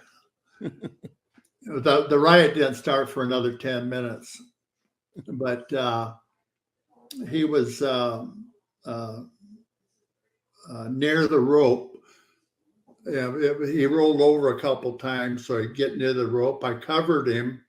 He pushed me off. I took a bump through the rope onto the floor. And I get back in, and about 3, 4, 5 minutes later, I said, "Slam me, slam me." So he picks me up, body slams me, you know, right next to the rope. And he covers me. Referee goes 1, 2. I kicked out, and that big bastard went through the middle rope all the way to the floor. Wow. And oh yeah, we just tore that place down. I mean, we tore it down. Like I say, after the match, we had a fucking riot. And, yeah, they said if Andre liked you, he'd really go that extra mile to make you look like $1 million. We were good friends. Mm-hmm. Yeah, Andre and I were real close. I remember when Andre the Giant got me. It wasn't a prank. It was a real elbow. We were doing an interview at the Spectrum. What happened, John, back in the day was they would do shows once a month at the Spectrum, Madison Square Garden, and the Boston Garden. And they would televise those locally only. Yeah, MSG, Prism, and Nesson. Yep. There it was. Very good, John. You're good. You got a Villanova shirt on. Is that right? Yes. Yes. Okay. Looks like the Villanova V. Yeah. So No, I it is. Yeah. would- My wife's Yes. cousin went there. Yep. Went there to Villanova. Okay, so I would do the color on a lot of these, not the garden shows, the ones in Boston and the ones I would do play-by-play or color depending on who was there. Because usually the guy that did the play-by-play was the local guy, like at Prism, it was this guy, Dick Graham. I mean, fans, don't you love it? Don't you really love it? Oh, he was an FM DJ. He didn't know anything about what was going on in wrestling. But he was a regular on Prism. He would do the matches. So I would do the color to provide the storylines, what's going on, here's what's coming up. Well, that's what, and do all that. I didn't break down the moves per se, but I gave the WWF a voice of what was going on currently, and he was the play-by-play guy. And I would do the interviews after all the matches there on Prism. So I did one with Andre once, just to the left of the ring, and Andre had a way of pausing, and I'm holding the mic up, and I'm waiting. I thought he was done, and he wasn't done, actually. I had my right arm, I remember, because he put my right arm down like that, and then he said, I'm not finished talking yet. Grabbed the mic back, and boom, elbow right to the gut. You ever gotten an elbow from Andre the Giant? No, never. Yeah, I was like, ugh. But, it was one of those, I actually lost my breath for a second, but it made for good TV, but it wasn't planned, I can tell you that. Was he legitimately pissed or just messing with you? Like we said earlier, John, everybody's on. And if the TV hotshot here wants to take the mic away from Andre the Giant, he's going to pay the price. Because that's what Andre the Giant would do. Yep. So, it was, look, there's acting, there's storylines, there's characters. And I think it was in the nature of who Andre the Giant was that he would not just be politely saying, Mr. Craig, DeGeorge, I'm not, that was, that's what he would do. No, it was just a reaction. I can remember Dosey Doing with, and I'm not much of a dancer, with Hillbilly Jim on live, and, or, Ron Bass with that Miss Betsy, you had to get out of the way. Jumping off stages, in interviews when things were going haywire. I don't know who had the last tango in Tampa. This was in like 19... Florida, yeah, CWF. Eddie Graham, okay, so anyway, I was probably 18, maybe 19, but I think it was more like 18. There was a knock on the dressing room door, and I answered the door, and there stood Andre the Giant with a platter of sandwiches, and that's all. Whoa, wow. He had no clothes on. So I accepted the sandwiches and thanked him and closed the door. I don't know what to say, Because if he liked you, he won't let nobody mess with you. Yeah. Another time, he used to get in people's cars, and every time he leaned back to get his feet in, he would break your seats. So the wrestlers, they wouldn't let Andre ride with him no more. So they told Andre he had to get his own car. Andre went and bought a Lincoln Town car with a sunroof.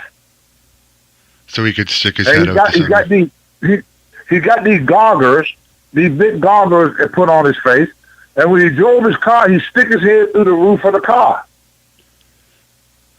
So he going down the road one day, him had stolen, and some guy saw it, and he thought it was a mannequin. This because Andre had a huge head, so it didn't look like no human head.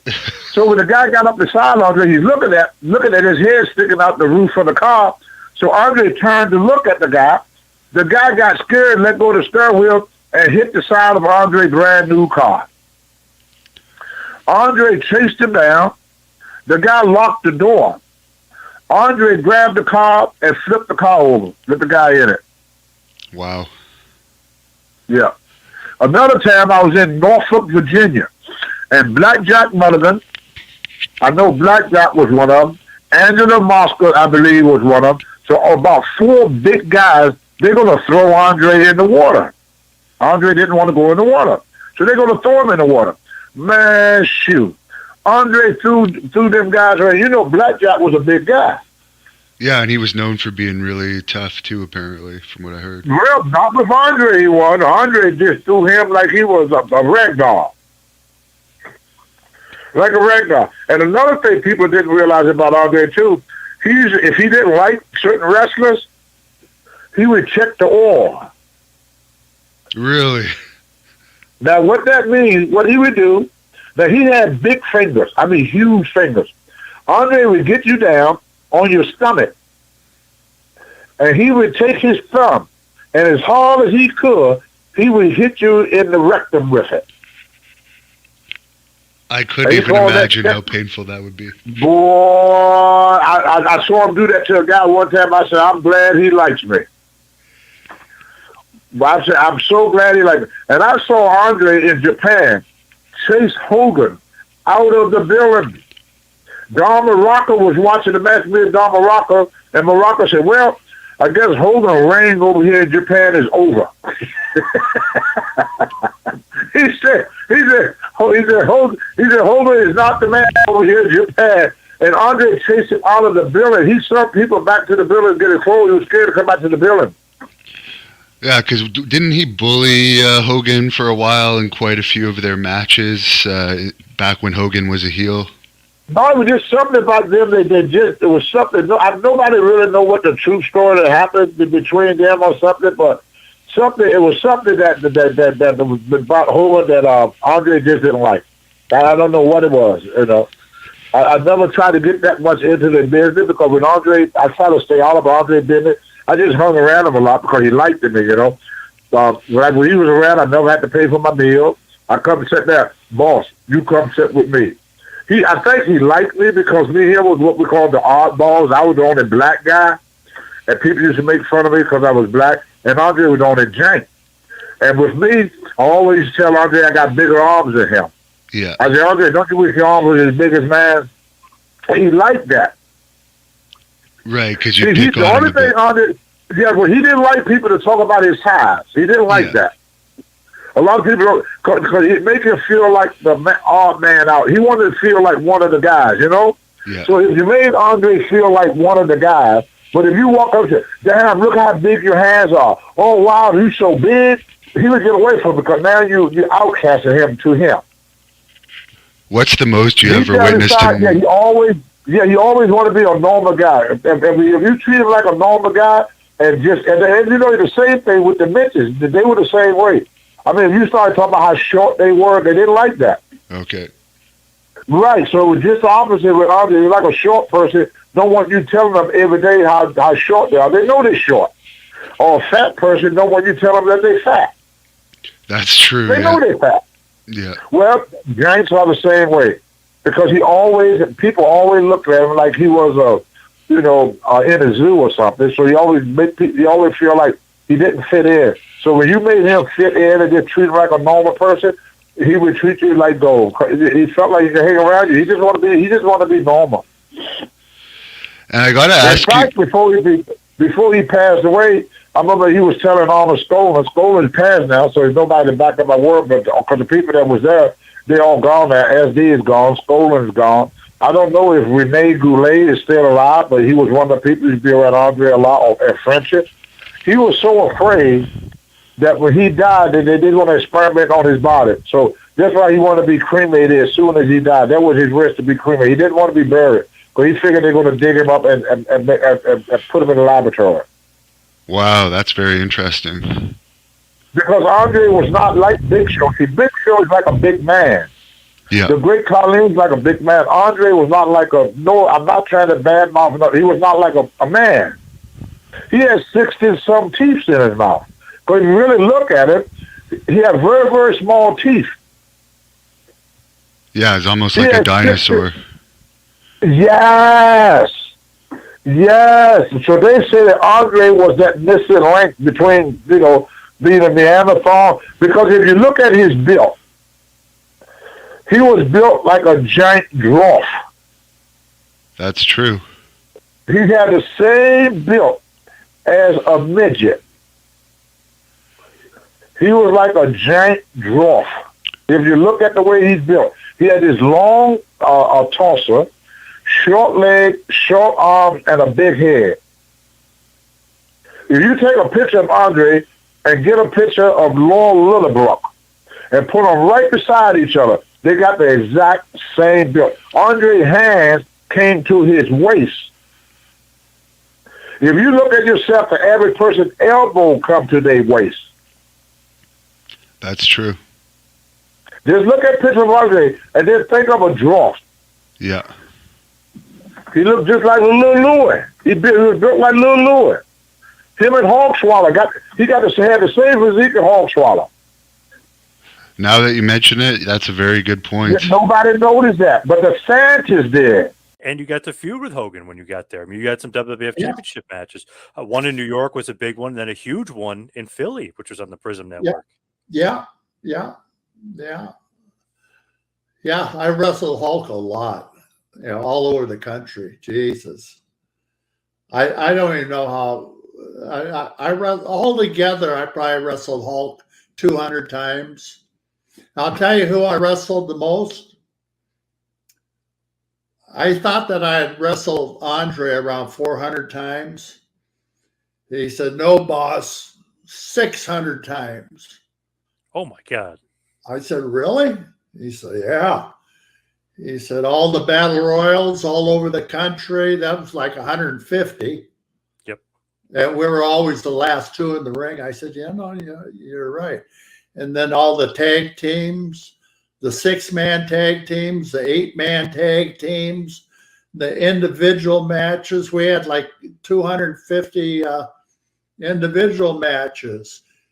And I said, "Your favorite subject in school was math, right?" "Yes." I said, "That's why you remember all this stuff." Yeah. I used to.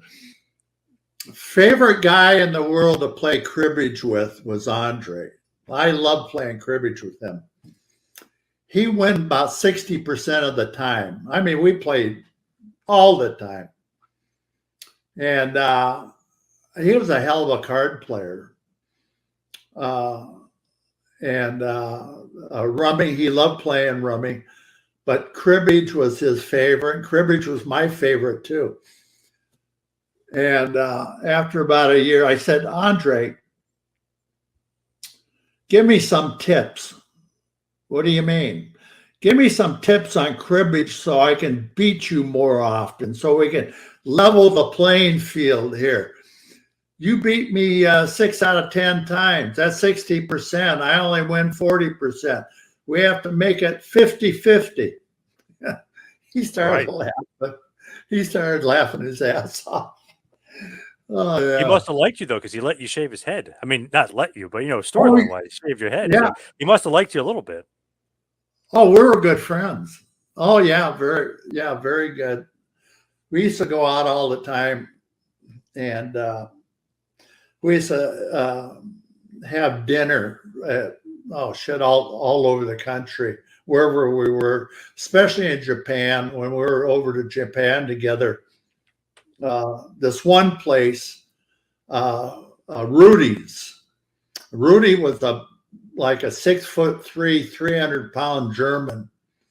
Maybe Rudy weighed 350. And he was older. He was about 55, maybe 60 at the time. But he had an unbelievable German restaurant. And it was downstairs in the basement of this big shopping mall over in Tokyo. So Andre took me and Dick Murdoch. A couple other guys. There were 5 or 6 of us. He says, "Kenny," the waitress come around. And "Kenny, you order the ham hocks. The ham hocks are that big. They're unbelievable." And I said, "Okay." I said, "Andre, why don't you just order ham hocks for everybody?" And which he did. So Rudy comes over with a platter, a big fucking platter, all full of different liqueurs, Ruppelmans, Jägermeister, Goldschlager. And then the girls would come behind him with these big steins of beer, like 25-ounce. I don't know how many. And Rudy, the owner of the place, he sat down and drink with us. And God, he was a good guy. And he spoke English real well. And he speak Japanese fluently. Of course, he lived in Tokyo. And that was one of the most fun dinners I ever had. Drink Ruppelmans, a Jägermeister, Goldschlager, pounding the beer. We went to Dayton-Hare Arena when I was probably 12 years old, and Andre the Giant was a special guest there. And I didn't know, I didn't dream that 15 years later, me and my brother would be in the same wrestling ring in Japan for All Japan, wrestling against Andre the Giant. I never would have thought that, but that came true. I ended up wrestling Andre 3 times. Wow, I didn't realize that. That's amazing. Was he moving around much at this point or not much? No, sir. No, it was late 92. I believe he passed in January 93. Yeah. It was 6-mans. They would put him with 2 young Japanese boys.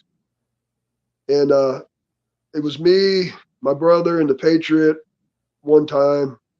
Me, the Patriot, and Joel Deaton another time. And I can't remember the third one. Probably me, the Patriot, and Joel Deaton again. But no, sir. He wasn't moving around that well. We worked around him. He stood in the middle, and we bumped our behinds off. And he got in a little bit and did his few things, and then got out. So he's not taking any bumps, obviously, at this point. He did not leave his feet, no, sir. Actually, the one time he beat me, toward the end, he wouldn't sit on your chest like he used to do because he was older and he couldn't stand up, So what he did with me is he just put his boot on my chest. 1, 2, 3. It was still an honor, though. Yeah. To me, it's still so crazy that he literally was wrestling like 6 months before he passed away. Because it's like, wow, I can't even believe he was out there to begin with. Because in WWF in 91, remember, he was walking with crutches and stuff, those arm crutches. It's crazy to think that he was wrestling in Japan in late 92. Yeah. And I'd have to check it, but I think it was January. I remember coming home from a tour, and I worked an independent show around North Carolina. And on the way home, I heard it on the radio. The legend Andre the Giant has passed. And I was like, oh, my goodness. Andre the Mighty Anao and Ogawa defeats Bobby Fulton, Jackie Fulton, and the Patriots. So you and your brother got the team against them. That cool. All right. Yeah. That's and awesome. that was before I was wearing a mask. I think I worked him once as Jackie Fulton and twice as the Eagle. Because the tag team tournament was November into December. And that's the first time I was the Eagle, and me and the Patriot were teamed up. So yeah, that was the first time I was the Eagle. So we probably worked him twice on that tour. Like as a fan, like in the United States, I was like, Andre, he was done in 90. After WrestleMania 6, he left. No, he's still wrestling for 2 more years. That's just amazing to think. It's awesome to get in the ring with him, even though he couldn't barely move. I mean, one of the biggest legends ever in the history of the business. Oh, he was the biggest, in my opinion. Yeah, a lot of times nowadays when someone finds out somehow that I used to wrestle, they go, well, who's the biggest name you wrestled? And I say Andre the Giant, and I don't think they believe me, but I don't care. I know the truth. Yeah, but that's awesome though. That basically, his last run, you get to wrestle and lose to him, which is an honor too. You get to, take the pin from him. It was a complete honor. Yeah, and the magazine even had a picture of him standing on my chest, getting a 1, 2, 3. Oh, that's awesome. Very cool. Man, it's just crazy to think that he's still going then, 92. Wow. Yeah, bless his heart. And he lived in just outside of Rockingham, North Carolina. Big farm, right? Yeah, and he worked an independent show or 2 around here. I know North Wilkesboro, North Carolina, a guy by the name of Carl Brantley, who wrestled as Vladimir Koloff. Ivan Koloff took him on as another nephew, Vladimir. He ran a show, and he got to be friends with Andre because Carl's family owned a farm too, a ranch. So Andre was at his show one time. And so, yeah, he was still working independence and still going to Japan some. We were traveling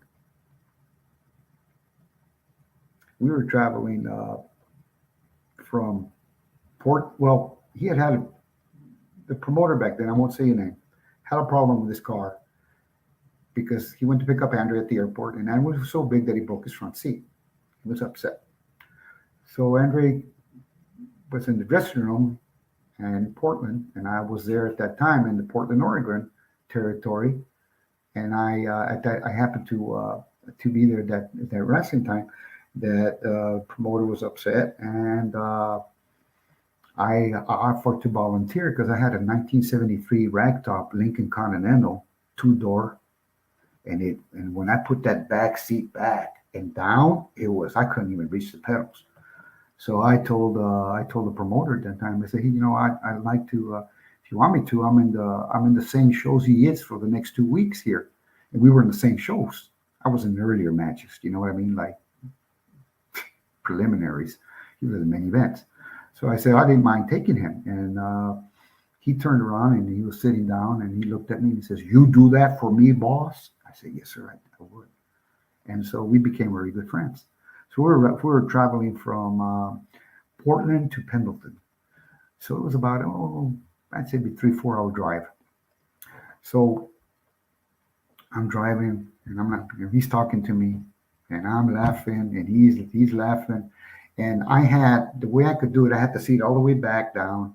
He was drinking beer because he drank beer. I seen him drink 48 beers on the way to the matches. So he drank all the way there. I'm talking 48 beers. He goes like a little bunch, throw it away. And so Andre, I got stopped by the cops because I'm going faster than I should because he's making me laugh. I'm talking and I'm laughing. Finally, I get off the thing, and the cops giving me the ticket, and I'm looking at him. I'm like, I didn't say anything because I didn't want to say nothing. Andrew was drinking beer in the thing. So Andrew gets out of the car, and the car was down, right? Because he's heavy. He gets out the car, and the car goes up, and the door opens, and he's out, right? And then he comes, and this cop is giving me the ticket like this, right? He's writing it like that, and he goes, and he looks at Andrew, and he goes, and his eyes went up, and I was looking at him, and I wanted to laugh because it was so funny. And he was like, he's almost like mesmerized, right? And then Andrew says, "You're going to give him that ticket?" And he says, he didn't even say anything. So he looked at me and he says, "Here, finish it." So he finished it, and then Andrew grabbed it, and he goes, put it in his pocket, and he says, "Don't worry about it, boss." He says, the Portland police chief is my friend. And he walked away. I never saw the ticket. I never paid it. Because it never went on my record, so it got taken care of. Wow. Yeah, that doesn't happen too much anymore, but in the old days there were some benefits to being a wrestler. Oh yeah. But there's a secret to not being a shooter. I wasn't a shooter. In other words, I wasn't a great amateur wrestler and fighter before I started in the wrestling business. So there's a lot of tough guys in the business. But the toughest guys in the wrestling business are my closest friends. So anybody started kind of getting a little irritated with me. I say, "Hey, listen, no offense, I'm not tough, but my best friend, if you mess with me, might not like that." Yeah. So I kept, Andre was my closest buddy when I first started because I was like a little kid around him. But if you messed with me, Andre would get mad at him. And when I was young, a lot of guys messed with me. But Andre straightened out a few in my life. Later on, it was Haku. Any resentment from any of the guys, given that you're kind of a quote-unquote Crockett guy or an NWA guy, and you're coming in there and you get a pretty prominent role in a pretty prominent position? Any resentment from the guys? Not that I was aware, but there was one little situation, and I had been very close to Andre the Giant.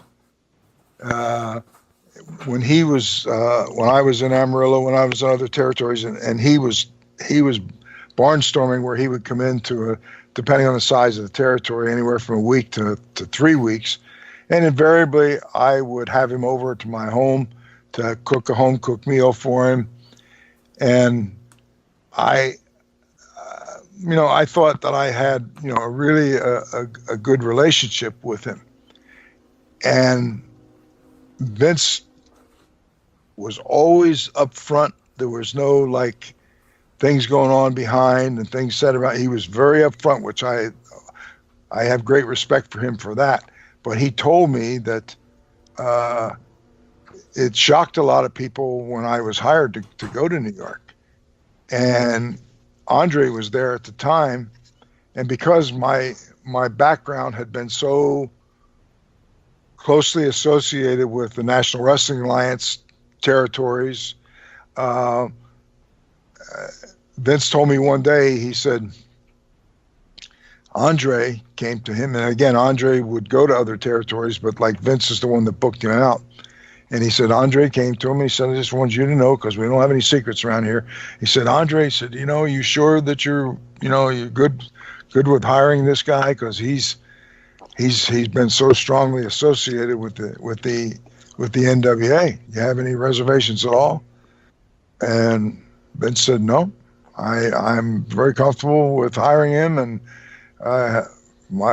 whatever contact I've had with him so far, he's everything that I heard about him, and I'm glad that we were able to get him.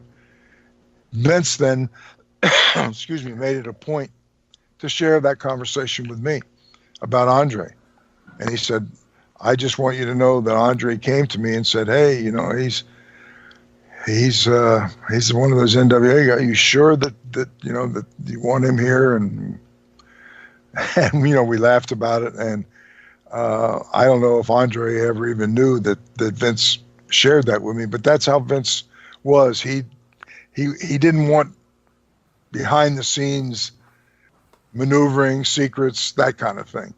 And we just laughed about it, and it didn't affect my relationship with Andre, because I understood why Andre said it, because basically I had worked my whole career in the South and with the NWA, and now I'm in a different territory. And even though I was born and raised in New Jersey, I was originally from that area. But that's how Vince was. He was very, very open about everything and no secrets. And I never had a discussion with Andre, and Vince told Andre, and this is what Vince told me. He said, no, I know about his background, and, and I've looked him over, and I've met him, and very comfortable, and he's everything that I've heard about him, and I want him for his attention to detail, and he's going to be an asset to my company. Have you ever met Andre the Giant, and do you have any Andre stories? So I did meet Andre whenever I must have been, I think I was 4 or I don't know. I was a young kid, very young. So kindergarten age, I'd say 5 probably. And I have a picture actually of Andre's hand and my hand in Andre's hand as a little girl. But that's the only lasting photo, I have of him. But I remember, my grandfather was 7'1". So it's not as if I hadn't seen super large people before. I mean, at some points, Grizz weighed, over 450 pounds. So just like Andre, he was enormous. I came up to his elbow. So I have more memories, I guess, of his presence because of him being around more than I do Andre. But Andre was very kind and very gentle is all I remember about him. Did Jake ever speak to you about the difficulty working with Andre at that stage with the Snake and those famous matches, given Andre's condition at the time? He really didn't. He just did speak honestly that Andre was truly scared of snakes, and that felt a bit sadistic in some ways to him to torture him on that level whenever he wasn't well. But that's all he's really mentioned. He was such a great man, you know, and a good man. I had no problems with him. We had a little problem the first time we wrestled. He completely guzzled me. I mean, he ate my ass up, did not give me anything, and I went back to the locker room and had lost my mind and screamed at him. Basically, the screaming was about, look, if you're going to work like that, brother, we're fucked. We're not going to make a goddamn nickel with this idea. And sometimes he tested people, and that's what it was with me. He wanted to test me and see if I'd speak up. And when I spoke up, he looked at me and smiled and said, boss, now we make money, you know. And, he did that with several people. I mean, Savage, for one. Savage was totally terrified of Andre, because if you didn't fight Andre when you're in the ring, I mean fight him, he would punish your ass. And Randy was light on him. And when you're light on him, he would toss you around the ring like a rag doll, man. It was pretty scary. Andre and me, we used to go out late at night a lot and get food after it was over. The only thing was, after the matches and everything were over, the only thing that was open in Tokyo, really it was easy, accessible to get to, was the Korean barbecue. So we would go there and drink the sake and cook our own food, and it was great food. So we were calling the cab, we need to get back, and all these cabs would not stop because here's Andre. Oh no, you can't get in there. So they kept running off. So I says, Andre, why don't you hide over by there and I'll flag a cab down, and then you can come out, we can get in, get out of there. And so he came around, this one guy, and he came around, and the guy goes, no. He sees Andre, he says, no, you can't get in my car. And he gets in and starts to drive off, and Andre goes over and grabs the bumpers of cars and lifts him up. And the wheels are spinning like this, and the cab driver gets out, takes off running, and me and Andre just stand there laughing and laughing. Finally, they got us one of the big taxis so we could get back to the... I remember Andre on the bullet train. He was way in the back, and he's up against the wall, and I'm way in the front, and a whole row of Japanese people in between. No wrestlers, they were in the other car or something. He'd raise up in the back, and he'd go boom, big old giant fart, literally a giant fart. And the Japanese people all turned around and looked in unison at the same time. I go, hey! Then he'd do another one, boom. Those are some funny stories. And we did a big show in Miami on Christmas Day. Depressing, because it's beautiful, hot, and I don't want to see that. I'm a country boy. I want to see a little snow, But I had to do the show. We did the show, and the next day we had to go to Dayton, Ohio. We're going to Dayton to the Hare Arena. So we get up to the airport early that morning. Andre says, "Hey, boss, you sat by me." And I'm going, I got the big hair at the time. I was about 45, 50 pounds heavier than I am now, 300 some odd pounds or whatever it was, or 60, 315 pounds, whatever. And I get in next to him, and here he gets here, and he's 500 some, 60 some pounds. Here we are, standing there. I'm looking at him big. He says, "Let's have a drink, boss." So, okay. Now, you got to understand this.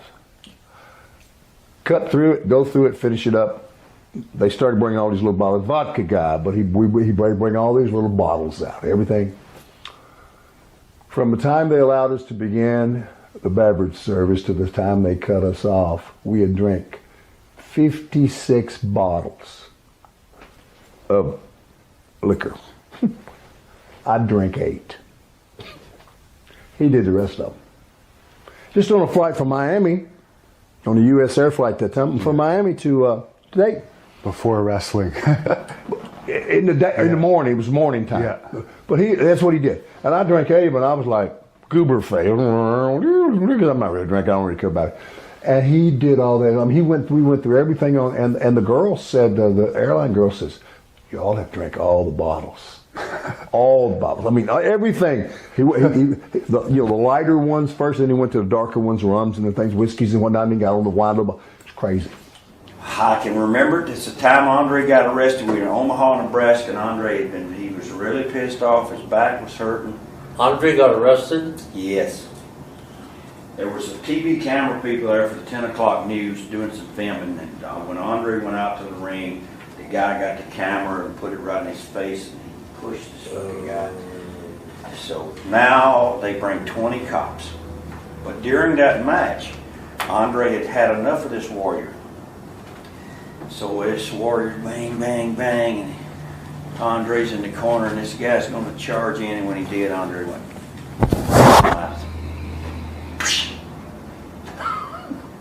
But Andre gets out of the ring, leaves. Bobby Heenan was there. He tells the story too. Andre stuck his fist out. He ran him out. Boom. Gets back to the locker room. I remember I was there.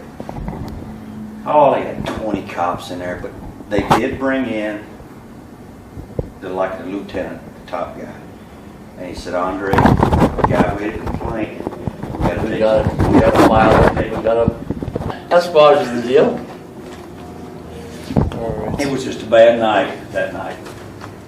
We were in Val d'Or, which is about 8 hours of driving north of Montreal, and in the boondocks.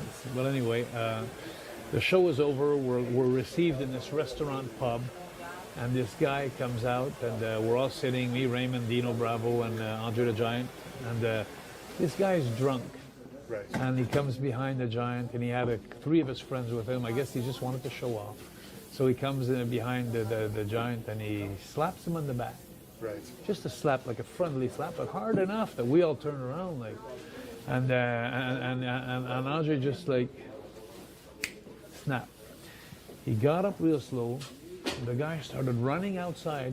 The 3 of the guys start running outside. They got into a car which is called a Volkswagen. You know the Beetle? You know the Beetle Volkswagen? Andre the Giant took the car with his hands, and he flipped the car over with the 4 guys in the car. That's incredible. He did that in front of Raymond and Dino and me. It's something you'll never see in your life. But when we went out to the ring, his knees were so bad in his later days, and he had to. There was like 3 steps, and he got right to it, and he looked at me. He goes, "I don't think I can make it." And I was like, "Put your hand on top of my head, like a crutch, using me a crutch." And he's looked at me, and he looked for Sean, like, "Where's your partner?" And he did. He grabbed Sean and he grabbed me on top of the head. This is on TV. It was actually a TV match, but he does that and gets upstairs. That's the only way he could get up to the ring. And then in the match we covered him. We took because he couldn't move good. At that time, at the end of, in the back room after that match, me in particular, I can't speak for Sean. I don't know what he said, but he told me, he goes, "I apologize. You're a pretty good guy." And he's just what he told me. "I'm not sure about your partner." My first thing is, man, I'm getting in the ring. This old man, he's old, he's slow, he ain't gonna be able to hit hard. Oh, this is gonna be easy. And I remember getting in the ring and him grabbing me around my neck, and I remember his hands felt like it wrapped around 2 times around my neck. And I'm thinking, oh my God, he kind of backed me up into the corner with his slow big man walk. And he raised his hand up nice and slow. And wham, hit me in the top of my head. And I felt like a redwood tree just hit me in the top of my head. I'd never been hit so hard in the top of my head by an old man. But I'm telling you, it definitely was an experience of a lifetime. Did you get the chance to go out with him at all and see any of these drinking stories that we hear? I never had a chance or the opportunity to go out and actually see him, but I got a chance to experience from Narita Airport to the hotel, seeing him drink a case of red wine from the hotel, from the airport to the hotel, which is about an hour and a half ride, give or take on traffic. And by the time we got to the hotel, I'm gonna say he had 3 bottles left out of 24 and wasn't even drunk. I get a call from Bill Watts. He says, "Brian, Dusty's coming in and Andre's coming in, and they both want to ride with you. And I know you got the big blue Continental. They know that. So I had a big baby blue Continental in 1972 that I had in high school, and it was still running good, except the air conditioning. I mean, the heater didn't work, and we're in Jackson, Mississippi, and it's January. So I'm thinking, wow, what am I going to tell these guys? You know, I got two of the greatest superstars in the world getting ready to ride in my car. Two guys that I really are like my heroes, you know, and I'm not going to have any heater. What do I say? And so we meet at 1 o'clock at the hotel in Jackson, and the sun's shining. It's probably about 40 degrees with no wind. I remember Dusty had a long sleeve West Texas State shirt on, and a t-shirt underneath. Andre had a white t-shirt with a Y of A up, and his buttons were unbuttoned. And so I forgot what I had on, but I felt totally warm. So I wasn't really thinking about it that much. And Dusty goes to me, goes, "Hey, Beep." I said, "Yes, sir, yes, sir, Dusty." And your dream, whatever, trying to be as respectful as I could. And he said, "Listen, I need you to go to the liquor store." I said, "Okay." And he said, "Listen, the giant drinks a lot. You need to get him 2 bottles of Crown Royal. Get him the big ones." I said, "Yes, sir." He says, "Get him a case of Budweiser." And he said, "Get me a case of Lone Star. And you drive and you can have a 6-pack. I said, "Okay, thank you, sir." So he hands me a few $100s, and he keeps talking to me. He says, "Don't forget a cooler. Get a cooler." And they said, "Get a little cooler. It might be cold. We may have to pee in the cooler." And he said, "I got a McDonald's cup. My room, I just bring the cup, and whatever." And I'm listening to all these things he's throwing at me, but I didn't want to forget.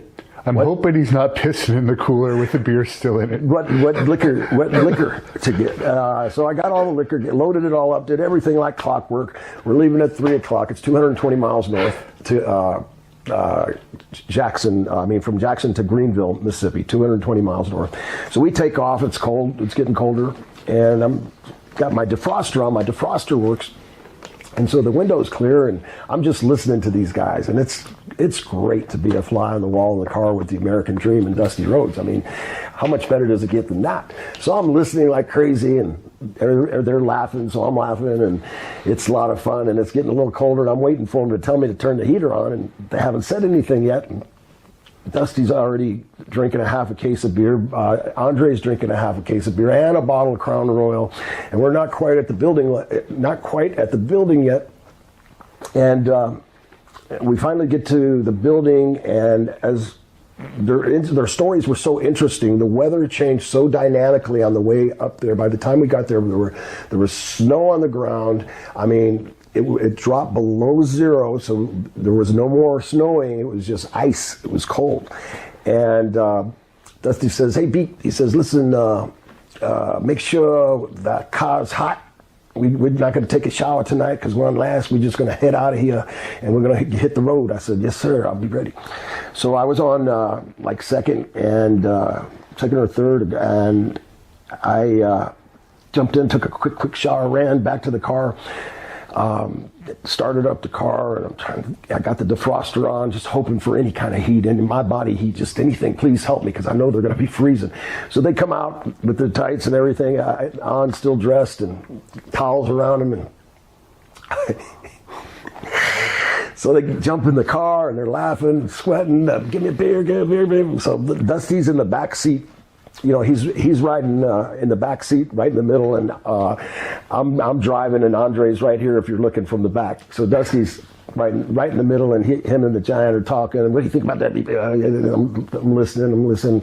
You know, and now they're starting to pee. We're about 50 miles down the road. That cooler's starting to fill up with pee. I had about, 3-4 beers, so finally I peed in the McDonald's cup, and we just pass around this small cooler. And so then the Giant peed in the cup, and he how could the Giant pee in just a cup without overflowing? He was a big cup, but he did, and so he pees in the cup, and they're throwing beer bottles out the road, and Crown Royal bottles. I know that there was only this much left in the second Crown Royal bottle that Andre had, and we're 50 miles still from Jackson, Mississippi on the way home. And he's going, "God damn, people, it's cold in here." And I said, "I know, I got the heat on the best I can. I don't know why it's not working so good." And Andre's going, whoa, whoa, whoa, whoa. He's like so full of alcohol that he can't feel anything, but he's laughing. It makes total sense, and it's great. So anyway, we're laughing some more, and Andre's got to pee again, and Dusty grabs the cooler. He's got it on top of his lap, and somebody said something that was really, really funny. And all of a sudden, Andre goes like this and laughs forward, and when he goes backwards, my seat in my Lincoln Continental pops and it falls back on Dusty, and that cooler busted wide open on his lap, and it's that got all that hot urine over his whole body, and he cuts the world's worst promo on me, or the best promo. I mean, he was calling me everything but a man. I mean, he was calling me all kinds of names, saying, "God damn, people, you're blackballed. You'll never work again. You just embarrassed the dream in front of the greatest superstar, the two greatest superstars in the wrestling industry. Andre the Giant watched you piss all over me. I can't believe you did that, people." I said, "I didn't do it. I didn't do it." And Andre's laughing so hard. So, we get back, and Dusty's mad at me for the next a few days.